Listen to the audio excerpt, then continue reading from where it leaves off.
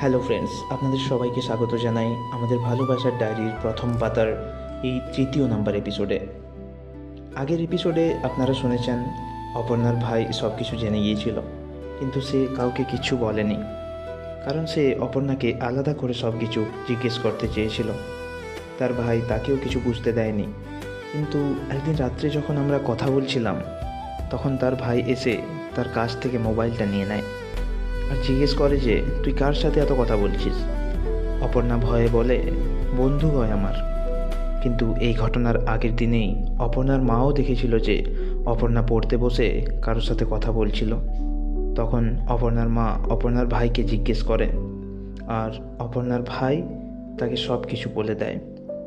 এইসব কথা অপর্ণার দিদিও জানতে পারে, কিন্তু তাকে হাতে নাতে ধরবে বলে কেউ তাকে কিচ্ছু বুঝতে দেয়নি। পরের দিন রাত্রে তার ভাই তাকে কথা বলার সময় হাতে নাতে ধরে নেয় আর নানা রকমভাবে জিজ্ঞেস করতে শুরু করে যে সে কার সাথে কথা বলে।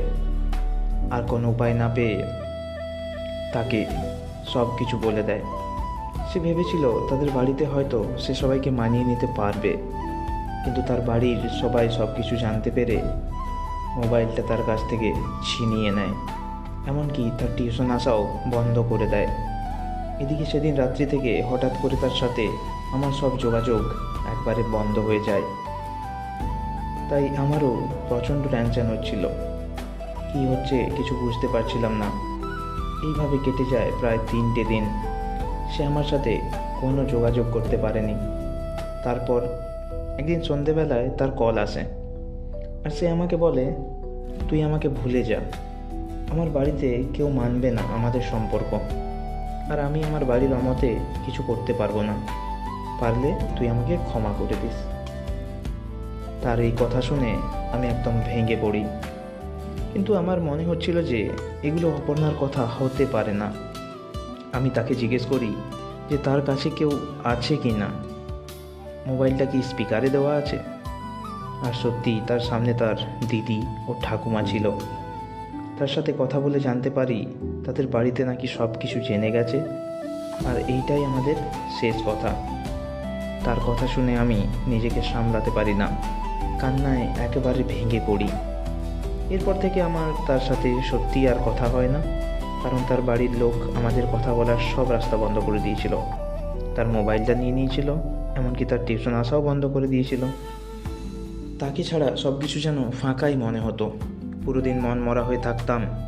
সব সময় তার সাথে কাটানো মুহূর্তগুলোই মনে পড়তো আর বারবার চোখে জল চলে আসতো। তাকে ছাড়া জীবনটা যেন পুরোপুরি রঙহীন হয়ে গিয়েছিল। এইভাবেই পার হয়ে যায় বেশ কিছুদিন। আমি ভাবতাম তার সাথে আমার পরিচয় কি এই কয়েকদিনের জন্যই হয়েছিল। যদি যাওয়ারই ছিল তাহলে সে কেন এলো আমার জীবনে। কিন্তু আমার মনে বিশ্বাস ছিল যে আমাদের ভালোবাসা কিছুদিনের জন্য হতেই পারে না, সে আবার নিশ্চয়ই ফিরে আসবে। তারপর একদিন হঠাৎ দেখি তার মেসেজ। সেখানে লেখা ছিল, তুই মন খারাপ করিস না, আমি যত তাড়াতাড়ি সম্ভব তোর সাথে কথা বলবো। তার এই মেসেজ পাওয়ার পর তার মেসেজের অপেক্ষায় আমি দিন গুনতে থাকি। রাতের পর রাত চোখে ঘুম আসতো না, শুধু তার মেসেজের আশায়। তারপর একদিন রাত্রি 12টার দিকে তার মেসেজ আসে। সেদিন সে আমাকে সব কিছু বলে, যা যা ঘটেছিল, আর বলে, তুই আমাকে ভুলে যা প্লিজ। বাড়িতে আমাদের সম্পর্কটা কিছুতেই মানবে না। কিন্তু তাকে ভুলে যাওয়া আমার পক্ষে অসম্ভব ছিল। তাকে পাওয়ার জন্য আমি সব কিছুই করতে রাজি ছিলাম। তাই আমি ঠিক করি অপর্ণার বাবার সাথে কথা বলবো। তাই সেদিন অপর্ণার কাছ থেকে তার বাবার নাম্বারটা নিই। সে বলে, জানি না তোর সাথে আর কবে কথা হবে, আদেও হবে কি না। আমি আজকে লুকিয়ে অনেক কষ্টে তোকে মেসেজ করেছি। সে বলে, তুই পারলে আমাকে ভুলে যা। কিন্তু আমি তাকে সেদিনও আশ্বাস দিই যে সব কিছু ঠিক হয়ে যাবে। আমার বাড়িতেও সবাই আমার অবস্থা দেখে সন্দেহ করতে শুরু করে। তারা আমাকে জিজ্ঞেস করে যে আমি এরকম মন খারাপ করে কেন আছি। তখন আমিও বাড়িতে সব কিছু বলে দিই। প্রথমে মা বাবা আমাদের সম্পর্কটা কিছুতেই মানতে চায় না। তারা আমাকে নানা রকমভাবে বোঝানোর চেষ্টা করে যাতে আমি অপর্ণাকে ভুলে যাই। কিন্তু অপর্ণাকে ভোলা আমার পক্ষে সত্যিই সম্ভব ছিল না। তারপর দিনের পর দিন আমাকে কষ্ট পেতে দেখে বাড়িতে আমাদের সম্পর্কটা মেনে নেয়, কিন্তু তার বাড়ির লোক আমাদের সম্পর্কটা কিছুতেই মানতে চায় না। আমি নিজেও অপর্ণার বাবাকে কল করে বারবার বোঝানোর চেষ্টা করেছি, কিন্তু তারা কিছুতেই মানতে রাজি ছিল না। অপর্ণাও তাদের বাড়িতে বোঝানোর অনেক চেষ্টা করে, কিন্তু কিছুতেই বোঝাতে পারে না। তারপর তারা অপর্ণার বিয়ে দেবে বলে ঠিক করে। তার জন্য পাত্র দেখা শুরু হয়। তারপর থেকে আমাদের কথাবার্তা প্রায় পুরো বন্ধই হয়ে যায়। প্রায় 1 মাস পার হয়ে যায়, কিন্তু তার সাথে কোনো রকমভাবে যোগাযোগ হয়নি। তখন আমার মনে হতো সে হয়তো আমাকে ভুলে গেছে এবং বাড়ির সকলের কথা মতো সব কিছু মেনে নিয়েছে। কিন্তু তাও ওই কথায় আছে না, মন বড়ই অবুঝ, বোঝালেও বোঝে না। তাই হয়তো রাত্রের পর রাত আমি শুধু তার একটা মেসেজের অপেক্ষায় জেগে থাকতাম। অপর্ণা টিউশন আসতো না আর ফোনও পেত না, তাই আমাদের দেখা বা কথা হওয়ার কোনো চান্স ছিল না। মনে একরাশ অভিমান নিয়ে আমি অপর্ণাকে একটা চিঠি লিখি, কিন্তু সেটা তাকে দেওয়ার কোনো উপায় আমার ছিল না। তারপর আসে কলেজের রেজিস্ট্রেশনের দিন। বন্ধুদের কাছ থেকে জানতে পারি তারা 2 বোনই নাকি সেদিন রেজিস্ট্রেশন করতে আসবে। সেদিন কলেজে অনেকদিন পর তার সাথে আমার দেখা হয়। সেদিন আমি ওর সাথে কথা বলারও অনেক চেষ্টা করি, কিন্তু তার দিদি কিছুতেই কথা বলতে দেয় না, তাকে সেখান থেকে সরিয়ে নিয়ে যায়। তার উপর আমার আগে অনেক রাগ হয়েছিল সে কথা বলতো না বলে, কিন্তু তাকে দেখে আমার সেদিন অনেক কষ্টও হয়েছিল, কারণ তাকে দেখে একদম অসহায় বলে মনে হচ্ছিল। চোখে ছিল কষ্ট আর আমার জন্য সেই পুরনো ভালোবাসা, কিন্তু তার দিদি সেখানে থাকায় তার আমার সাথে কথা বলতে সাহস হয়নি। আমি তার কাছে যেতে পারতাম না, তাই বন্ধুদের হাত দিয়ে তার হাতে সেই চিঠিটা দিই। সেই চিঠিতে আমি তাকে 5 দিন টাইম দিয়েছিলাম, এই বলে যদি এই 5 দিনের মধ্যে তার একটা অন্তত মেসেজ আসে তাহলে জানবো সে আমাকে আজও ভালোবাসে, আর যদি না আসে তাহলে জানবো সে আমাকে ভুলে গেছে। এরপর আমি তার মেসেজের ওয়েট করতে থাকি, কিন্তু 1 দিন 2 দিন করে পুরো 4টে দিন পার হয়ে যায়, তার কোনো মেসেজ আসেনি। আর মাত্র একটা দিন বাকি ছিল, সেই দিনটাও পার হয়ে যায়। সন্ধে নেমে আসে আর মেসেজ আসার চান্সটাও কম হতে থাকে, কিন্তু ঠিক সন্ধ্যের একটু পরেই তার মেসেজ আসে যে সে কিছুদিন পর কথা বলার চেষ্টা করবে। এই কথাটি বলেই সে বাই করে চলে যায়। সেদিন কিন্তু সে তার দিদির ফোন থেকে মেসেজ করেছিল, তাই হয়তো কথা বলার সেরকম সুযোগ পায়নি, কিন্তু আমি এটা বুঝতে পারি যে সে আমাকে ভোলেনি। এরপর থেকে সে যখনই সুযোগ পেত, রাত্রে সবাই ঘুমিয়ে যাওয়ার পর সে কোনো না কোনোভাবে কারো না কারো ফোন থেকে আমার সাথে একটু অন্তত কথা বলতো, আর আমি তার সাথেই পুরো দিন ফোন হাতে নিয়ে বসে থাকতাম। তার সাথে কথা বলে বুঝতে পারি যে সে শত চেষ্টা করেও তাদের বাড়ির কাউকে মানাতে পারেনি। তাদের বাড়িতে তার জন্য নাকি পাত্র দেখা চলছে। সে আমার সাথে যখনই কথা বলতো সে শুধু বলতো, আমি বাড়ির কাউকে কষ্ট দিয়ে কিছু করতে পারবো না, প্লিজ তুই আমাকে ভুলে যা। কিন্তু আমি তাকে বারবার বোঝানোর চেষ্টা করি যে সব কিছু ঠিক হয়ে যাবে। এরকমভাবেই কিছুদিন কথা চলতে থাকে আমাদের। সে যখনই ফোন পেত আমার সাথে কন্ট্যাক্ট করতো আমার খোঁজ নেওয়ার জন্য। একদিন রাত্রে সে বলে, আজকেই আমাদের শেষ কথা, এরপর হয়তো আর আমাদের কথা হবে না, তাই নিজের খেয়াল রাখিস। আমি তাকে জিজ্ঞেস করি এরকম কথার কারণ।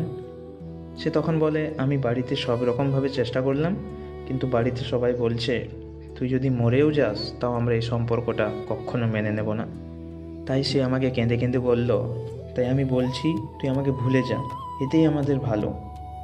সে আরও বলে, আমাকে খাবারের সাথে বাড়ির লোক লুকিয়ে লুকিয়ে ওষুধ মিশিয়ে খাওয়ায় যাতে আমি তোকে ভুলে যাই। আমি তখন তাকে বলি, চল তাহলে আমরা দুজনেই পালিয়ে গিয়ে বিয়ে করি। সে বলে, না, আমি কিছুতেই পালিয়ে বিয়ে করব না। আমিও তখন একটু রেগে যাই আর বলি, ঠিক আছে, আর কথা বলতে হবে না তোকে, তোর যেটা ইচ্ছে হবে করতে পারিস। এই বলে আমিও রেগে ফোনটা কেটে দিই। তারপর থেকে আমি সব সময় ছটফট করতাম ওদের বাড়িতে কি হচ্ছে জানার জন্য, কিন্তু কোনো রকমভাবেই কোনো খবর পেতাম না। আমি বহুবার চেষ্টা করতাম আমার বান্ধবীদেরকে দিয়ে তার সাথে কথা বলার, কিন্তু তার দিদির মোবাইলে কন্ট্যাক্ট করতে হতো বলে তার দিদি শুধুমাত্র কথা বলতো। যখন এই বান্ধবীরা অপর্ণার বিষয় জিজ্ঞেস করতো, তার দিদি কোনো অজুহাত দিয়ে কথাটিকে এড়িয়ে দিত। এরকমভাবেই প্রায় 1 মাস পার হয়ে যায়। তার সাথে কোনো রকম কথাও হয় না এবং কোনো খবরও পাওয়া যায় না। তারপর আমাদের কলেজে প্রজেক্ট জমা দেওয়ার ডেট দেয়। আমি সেদিন অনেক আশা নিয়ে যাই, এই ভেবে যে হয়তো সে আজকে আসবে আর আমার তার সাথে দেখা হবে। আমার দু চোখ সেদিন কলেজে শুধু ওকেই খুঁজছিল। অনেকক্ষণ অপেক্ষা করার পর দেখি অপর্ণার দিদি এবং তার দাদা কলেজে ঢুকলো। তাদের দুজনকে দেখে আমার আর বুঝতে বাকি থাকে না যে তারা অপর্ণাকে কলেজে নিয়ে আসেনি। তখন ক্ষোভে আর দুঃখে আমি এগিয়ে যাই ওর দিদির দিকে। আমি ওকে জিজ্ঞেস করি, অপর্ণা কোথায়? সে উত্তরে বলে, তোকে কেন বলবো, যেখানেই থাকুক। আমি আবার জিজ্ঞেস করি, ওকে আনিসনি কেন? তখন সে বলে, আমাদের মর্জি, আমরা যেটা ইচ্ছা সেটাই করব, তোর কি? দিদির মুখ থেকে এরকম কথা শুনে আমি রেগে যাই আর বলি, জোর করে কতদিন আটকে রাখবি তোরা ওকে? তোরা আমাদেরকে বাধ্য করছিস পালিয়ে বিয়ে করতে। তখন ওর দিদি হেসে হেসে বলে, তুই শুধুই ওর জন্য কষ্ট পাচ্ছিস, ওর বিয়ে হয়ে গেছে, ও অনেক হাসি খুশিই আছে, আর তুই এসব করে বেড়াচ্ছিস, কিচ্ছু লাভ হবে না। এই বিয়ের কথা শুনে আমি আর নিজেকে ঠিক রাখতে পারি না, তাই আমি কলেজ থেকে তখনই বেরিয়ে আসি। কিন্তু সেই বিয়ের কথাটা আমার মাথা থেকে কিছুতেই বার হচ্ছিল না। আমিও ভাবতে শুরু করি হয়তো সত্যি ওর বিয়ে হয়ে গেছে, নাহলে এতদিন হলো ও আমার সাথে নিশ্চয়ই একবার হলো কন্ট্যাক্ট করার চেষ্টা করতো। এইসব ভাবতে ভাবতে যখন আমি আমার বাড়ি যাচ্ছিলাম, তখন হঠাৎ আমার সাথে অন্য যে বন্ধুগুলো ছিল তারা বলে যে অপর্ণার দাদা দিদি এবং তার বাবা আমার পিছনে আসছে। আমি তাদের আশাকে কোনো রকম গুরুত্ব না দিয়ে আমার একটা দোকানে কাজ থাকায় আমি সেখানে দাঁড়িয়ে যাই। হঠাৎ তারাও আমাকে দেখে সেখানেই দাঁড়িয়ে যায়। আমার দিকে তারা আসতে থাকে। তখন আর আমার বুঝতে বাকি থাকে না যে তারা আমার পিছনেই আসছে। তাদেরকে আমার দিকে এগোতে দেখে আমি একটু ভয় পেয়ে যাই। তারপর কি হয় যদি জানতে চান, অপেক্ষা করুন, আমাদের পরবর্তী এপিসোড খুব শীঘ্রই আসবে। আর যদি গল্পটা ভালো লেগে থাকে, আপনাদেরকে রিকোয়েস্ট করব চ্যানেলটিকে সাবস্ক্রাইব করে পাশে থাকুন। এবং যদি আপনারাও চান আপনাদের ভালোবাসাকে সারা জীবন বাঁচিয়ে রাখতে, তাহলে ডেসক্রিপশানে লিঙ্ক দেওয়া রয়েছে, সেখানে আপনারা নিজেদের লাভ স্টোরি পাঠাতে পারেন এবং আমরা সেটাকে আমাদের ভালোবাসার ডায়েরিতে তুলে রাখব। ধন্যবাদ।